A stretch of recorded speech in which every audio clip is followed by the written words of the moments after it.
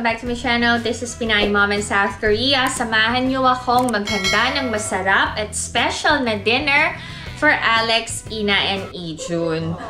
Kala mo naman bagong-bago yung vlog, eh, no? Okay, very special ang aking apron.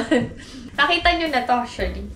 Pero thank you so much sa aking subscriber na nagregalo ng aking napakaganda at personalized na apron. Oh, diba? Bongga. Ang aming dinner ay sinigang na bangus and pork steak. May cravings ako ng sinigang na bangus, kaya ako magluluto nun. Yung pork steak, I'm sure magugustuhan ng family ko. Kasi last time, yung pork chop na niluto ko, talagang naging favorite na nila. So, para medyo maiba, pork steak naman. But, before I prepare our dinner, magluluto muna ako ng merienda ni Ijun. Request niya ay ang walang kamatayang pancake. Ay! Wala, baka wala na akong ano. Wait! Wala na yata akong pancake mix. Wala na ako nung pancake mix. So, gagamit tayo ng flour na lang. Ito. Nilinis ko na yung isang bangus kanina. Set aside natin.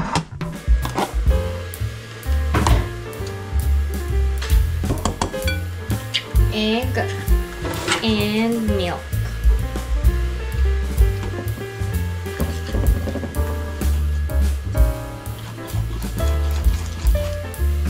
Bigyan natin ng vanilla extract. Wow!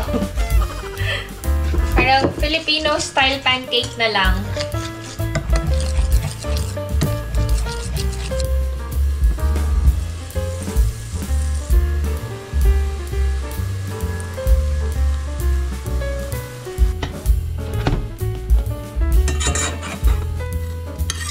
Hiran natin ng margarine.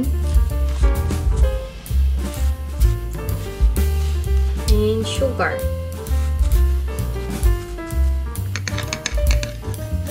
Filipino style pancake.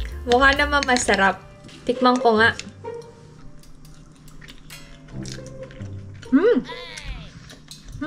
Masarap naman. Kalasa ng pancake ng Pinas. Very good.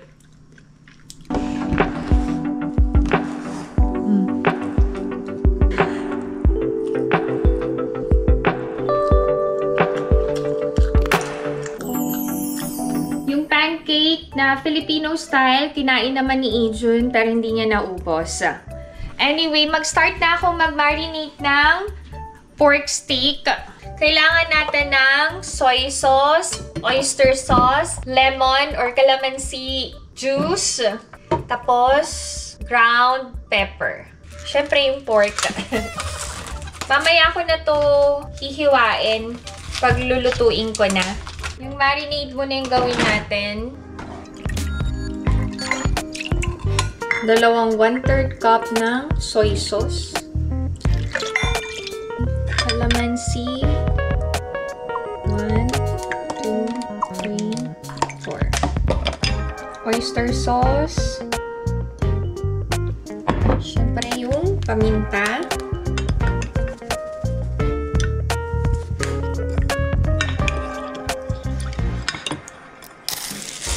Lagay na natin ang pork.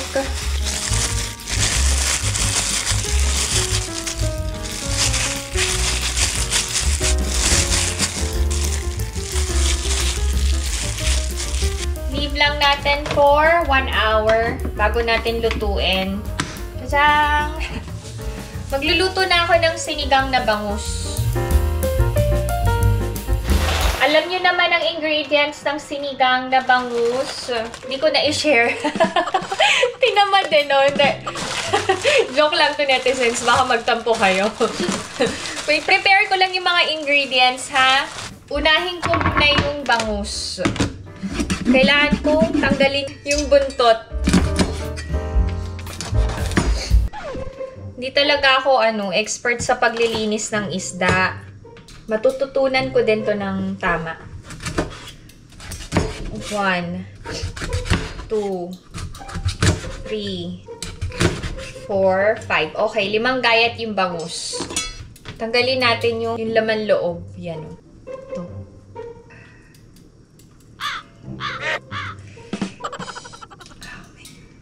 Ito na naman tayo sa isda.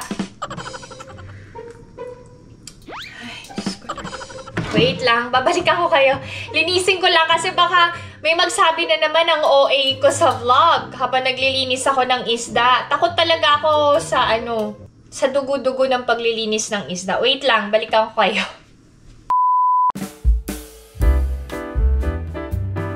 Okay, ito netizens, malinis na ang bangus. Yan.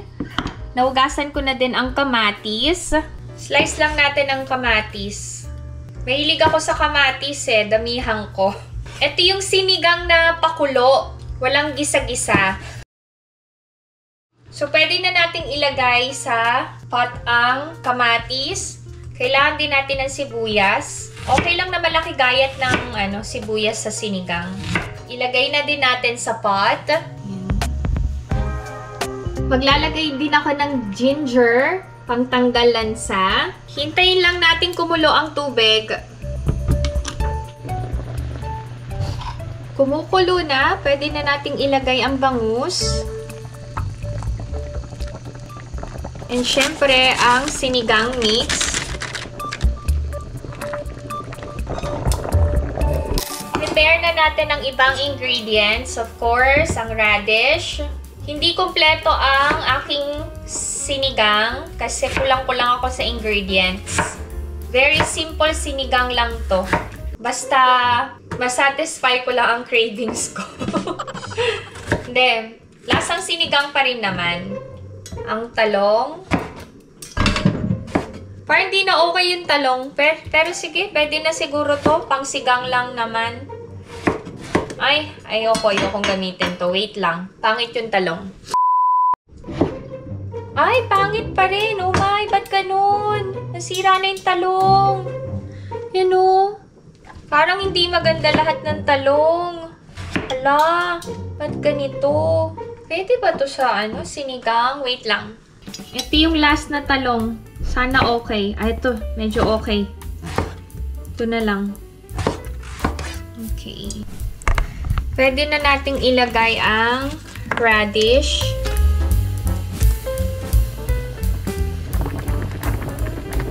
Pwede na nating ilagay ang talong.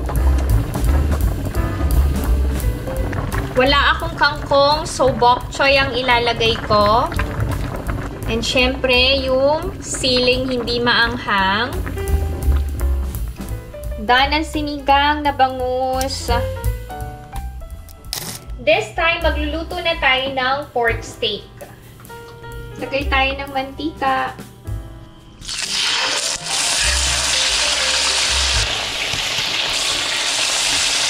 Okay, done ko na i-fry ang pork. Fry na natin ang onions. Kupitin na natin ang pork.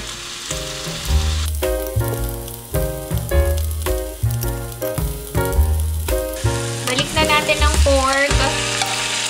Tapos, ilagay natin ang marinade. Maglagay tayo ng brown sugar.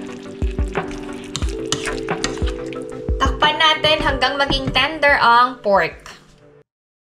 Nakakatuwa lang na sobrang aga kong nakapagluto ng dinner namin. And mukhang masarap ang ulam namin. Nasarapan. Seryoso to netizens. Hindi, inuna ko lang yung pagluluto. Pero may gagawin pa ako. Check nyo ang aking pork steak. Oh, mukha ba masarap? Hindi pa tender yung meat. So, konting luto pa tayo to netizens. Okay, tender na ang meat. Ilagay na natin yung remaining onions. By the way, tinikman ko, masarap. Tamang-tama yung timpla ko.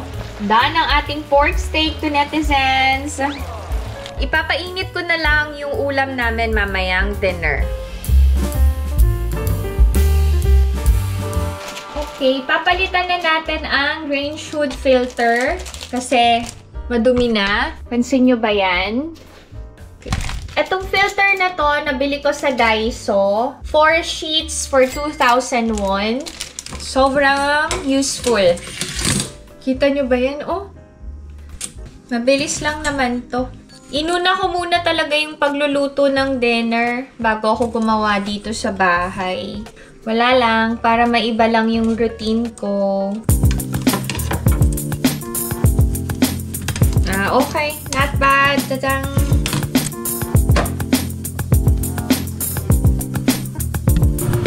Okay na.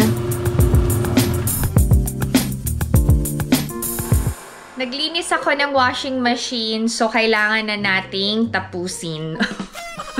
Magka-rhyme ba? Kailangan ko itong punasan and i-drain natin, syempre. Yan lang natin mag-flow yung water. And syempre, ito rin. So, kailangan ko tong hugasan.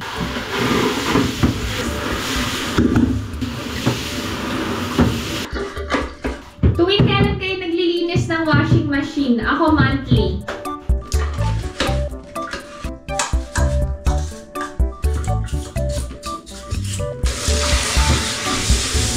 Drain ko lang yan. Babrushin ko and pupunasan ko na yung loob ng washing machine.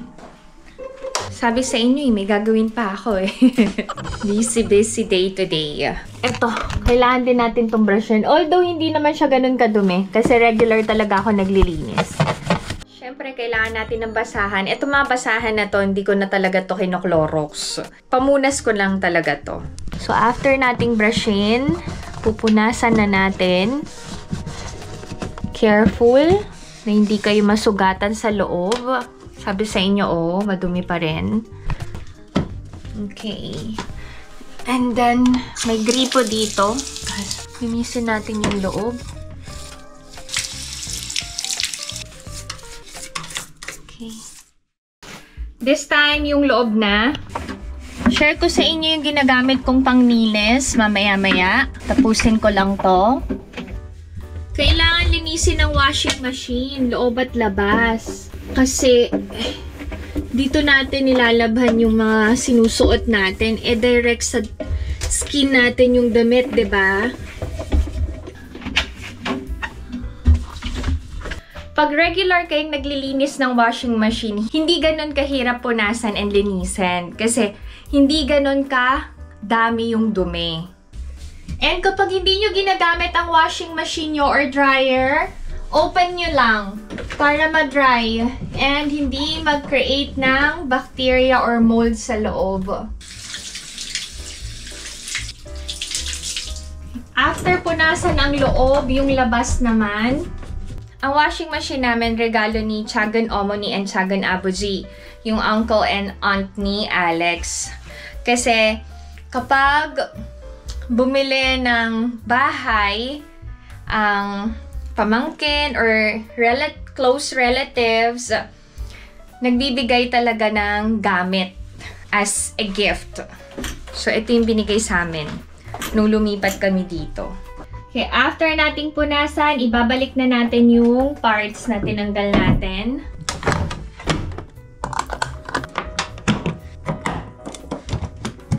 Done! Thank you, Lord. Nagtutupi ako ngayon ng towels. Meron lang pala akong gustong i-share sa inyo to netizens na talagang ikinakataba ng puso ko and finally nangyayari na. Kasi, ang mga biyanan ko, dati, puro lang sila work. Lalo na si Abu G, alam nyo ba? Parang ang naging life niya talaga is farming. And bahay, wala siyang social life. Compared kay Omoni na regular nakikipag-bonding sa mga amigas niya. Ngayon, they started traveling abroad na. Alam niyo, nakakatuwa lang kasi dati, sinasabihan namin sila na mag-travel din, mag-explore, and matuto din ng iba't ibang kultura, ng iba't ibang bansa, ganyan. And nakita ko yung changes kay Abu Z na he always gets excited na magkwento sa amin every time na meron silang napuntahan. So, nagbibigay ba kami ng pocket money ng mga biyanan ko? Kapag may occasions, nagbibigay talaga kami ng malaking amount. Yun yung pinakaregalo namin. So, that's what we do. whenever they travel, hindi kami nagbibigay ng pocket money nila. Kasi alam nyo, galing ni Aboji, binabalik niya. Sinasabi lang niya, you have your own family, you save that money for your kids. Kasi matagal pa kayong gagastos para sa future ng mga anak nyo. So, kaya to netizens, responsibilidad ba ng anak ang mga magulang? So, ano yung point of view nyo doon? So, kami ng ate, since I'm able to help financially, and ang ate naman is yung physical presence niya to take care of nanay and tatay, kasi si ate ang kasama ng mga magulang namin, and si nanay ang nag-aalaga ng mga anak ni ate. So, kusang loob kami ni ate na nagpo-provide ng needs ng parents namin. Inas ba kami ng nanay and tatay? No. Never nag-ask ang parents namin. Even before na we started earning our own money, kasi may trabaho na kami ng ate. Kapag sweldo, kusang loob akong nag-grocery, bumibili ng fruits kasi mahilig sa fruits ang nanay. So, yun yung share ko. Parang yun yung share ko. Tapos yung sweldo ko, solo ko na. Parang I remember, di yata ako nagbayad ng kuryente namin. Before ako mag-asawa, ha? Oo. Si nanay pa nga nagbibigay ng pang-taxi ko pag nalilate ako sa, sa pagpasok sa Mercury. I think it's right to give back sa parents kung able kayo, and hindi talaga matatawag na responsibilidad. When you give back, you share your blessing, wala namang masama kung tumanaw ng utang na loob, diba? Pero ayoko kasing gamitin yung term na utang na loob eh. Para kasi siyang pilit, alam niyo yun? Whether you like it or not, kailangan magbigay ka sa akin, yung ganun. So, I always use the word sharing your blessing or give back. Yun yung mga expressions talaga na madalas kong gamitin. Kasi may nagtanong regular ba akong nagpapadala sa mga magulang ko? To tell you honestly, hindi. Hindi ako monthly nagpapadala sa kanila. But I send money kapag may mga okasyon. So, kasama ba yun sa budget ko? Yes. Sinasama ko yun sa budget ko. And I always plan ahead. Like for example, yung 60th birthday ng nanay at tatay, 70th birthday ng tatay, and ngayon, malapit na ding mag-70 si nanay. So, pinaghahandaan ko yon.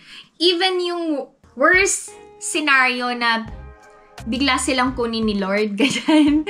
So, alam nyo naman sa Pilipinas, mahal ang lupa kapag pag ililibing ka na, diba? So, kailangan din nating paghandaan yan. Grabe, no? Ganun yung way ko ng pag-give back sa parents ko.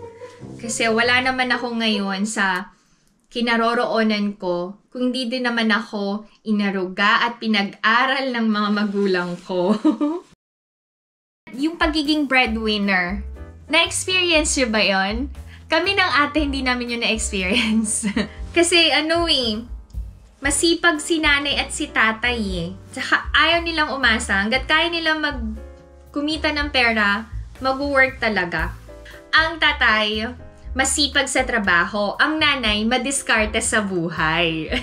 That's how I'm going to describe my parents. Yun. Parang ang ganda nun, no? Pero nakakatuwa lang na nako-compliment ko yung parents ko ngayon. So, ulitin ko lang, tatay, napakasipag mo. And nanay, napaka-madiskarte mo. Kaya naman, successful kami pareho ni ate. So, maraming salamat sa inyo ni tatay. Bigla ako tuloy kayo na-miss. Naiyak ako. Ano ba? Bigla tuloy akong naiyak. Na-miss ko yung parents ko. Yun lang. Oh, diba? Natapos na yung pagtutupi. Hindi natin namalayan to netizens. Ang dami na nating napag-usapan. Kaya mahal na mahal ko kayo kasi hindi nyo ako iniiwan. Sana all hindi iniiwan.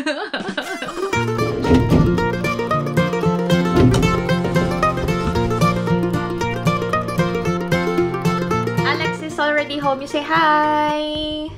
Hi! Okay, ito ang ulam namin. Pork steak, plain rice, sinigang na bangus, and syempre side dishes from Omoni. Kaming dalawa lang ni Alex sa bahay. Ang mga kids nasa academy pa. Mauna na kaming kumain. Date at home. Date at home.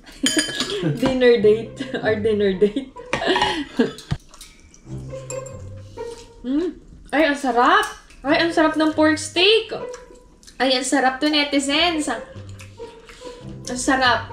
Kasi, magugustuhan to ng mga bata. Sigurado ako. Tsaka ka. Kinilig sa asin eh. Si Ijun starting today, late na ang tapos ng academy niya. Around 10 PM na. Si Alex kasi, papasok sa academy. Advanced lesson daw. Kain tayo to netizen. Ano ulam nyo? Madami ako niluto. So, yung natira, uulamin pa namin kinabukasan. Yung pork steak, magugustuhan talaga ng mga bata to. I'm sure gutom yun si Ijun pagdating. My family doesn't like sinigang. Ayaw nilang maasim. I cook sinigang for myself. Favorite ko talaga bangus. Ay, thank you Lord. Masarap yung kain. Masarap yung food inapa. Masarap. Okay. Clear ang kanyang bowl. Di lang niya naubos yung sabaw ng sinigang. Kasi maasim. Oh, may dessert kami ni Alex. Thai premium dried fruits. Galing to kay AJ.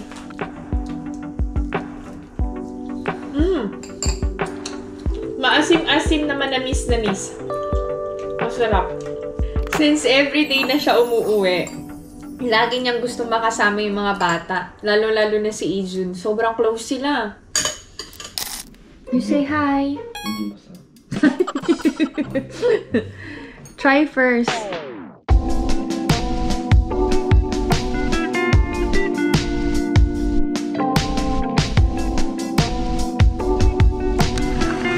Okay. Nag-wash na ako and share ko lang sa inyo yung dinagdag ko sa skincare routine ko. Itong Baby Collagen Glow Mask. Peslo ang brand. Yan. Baka lang gusto nyong i-try. Ganito yung itsura niya. Yan. Hintayin lang nating mag-clear. Nag-wash na ako. Time check, 10 PM na. Pero wala pa si Ina. Kailangan ko pang ipaghain ang ating dalaga to netizens. Si Ijun, nagustuhan ang pork steak. Thank you, Lord. Alright, hintayin ko lang si Ina para makakain din siya ng dinner. But I'm sure magugustuhan din ni Ina ang aking pork steak. Masarap, hindi masarap, Ijun na? Hindi masarap. Hindi masarap. Okay, so thank you so much sa pagsama sa akin ngayong araw na to. If you enjoyed watching this video and new to my channel, please consider subscribing, like, and share. Pinay Mom South Korea. Stay safe, everyone. Bye-bye! Love you, Bye-bye. me too. Love you. Hindi siya nakakain kagabi. Ngayon na lang niya kinakain ng pork steak. Masarap, hindi masarap. Bye-bye, bye-bye.